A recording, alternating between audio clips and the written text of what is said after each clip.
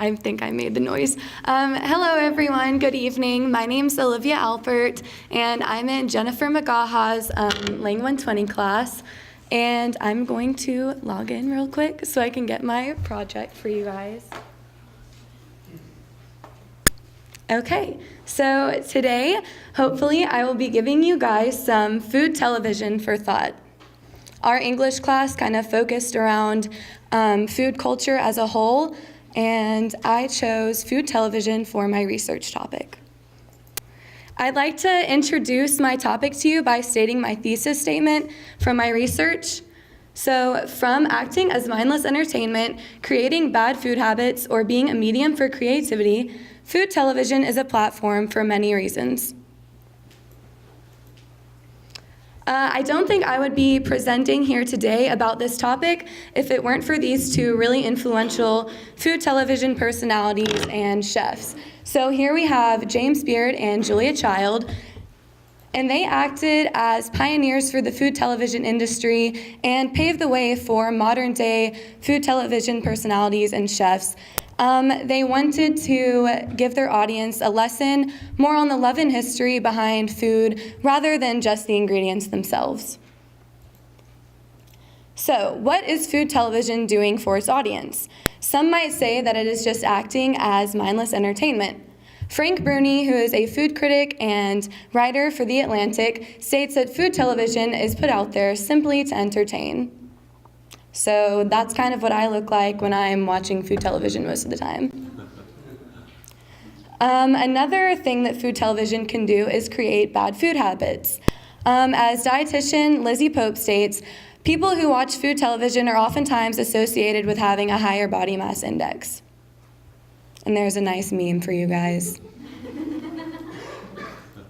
Food television can also act as a medium for creativity. In an interview with Alton Brown, Chris Weller mentions this Instagram era that we live in nowadays, where people can post pictures of their food and use that as an outlet for creativity. And as you can see, the plating and the way the food is arranged on the plate and just the colors can really be used to express someone's creative side and even be like a form of art. So speaking of Alton Brown, who is now called the modern-day father of food television, he mentioned in that same interview with Chris Weller that nowadays people who watch food television do not necessarily want some step-by-step process on how to make some extreme, extravagant meal. They more so want a step-by-step process on how to create a meal that will look great on social media. So here you can see I actually made this pie, and it turned out pretty on the inside, but I kind of burnt it a little, but it's fine. So, you know, why do we watch food television? Is it because we want to aspire to be better cooks, or do we just want to be entertained? Are we just bored? You know, that couch entertainment type thing. If the Cat in the Hat can do it, why can't we? That's kind of the mindset that food personalities and chefs like Ina Garten and Alton Brown want you to have. They want you to be inspired to get off the couch and go into your kitchen. They encourage everyday people just like me to, you know, go into the kitchen and make something.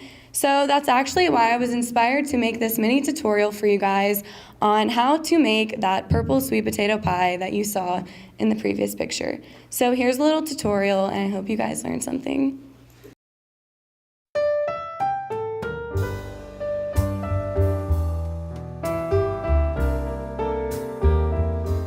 Hey everyone, it's me, Olivia.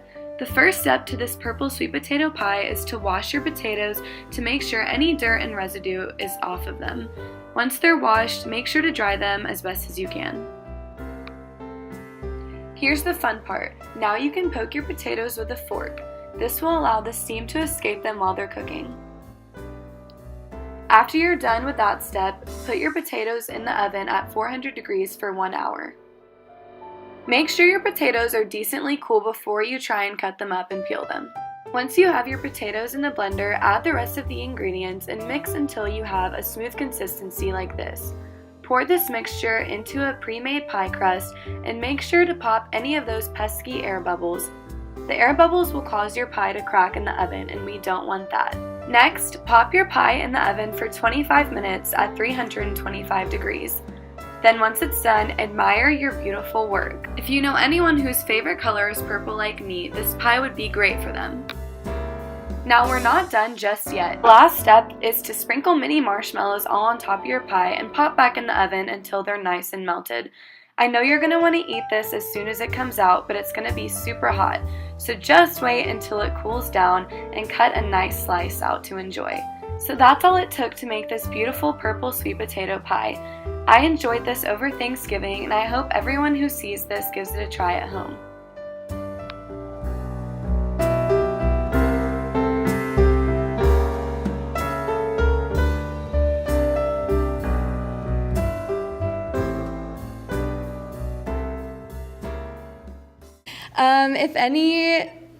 If there's some reason or some way that my favorite food television personality, Guy Fieri, could see this, I just hope that he would make a face like one of these. I hope he'd be proud of me. So, don't worry though if you're not a magician in the kitchen like myself. If you prefer to just stay on the couch and watch the pros do it, don't worry, food television can still fulfill its purpose for you. Like Ina Garten says, hey, if you can't summon the flames directly from hell, store-bought is fine. Don't worry about it. So food television has room to grow. It continues to educate and inform and, most importantly, entertain its viewers. The future is now in the hands of new stars and television personalities. Maybe one day, probably not, but it's okay.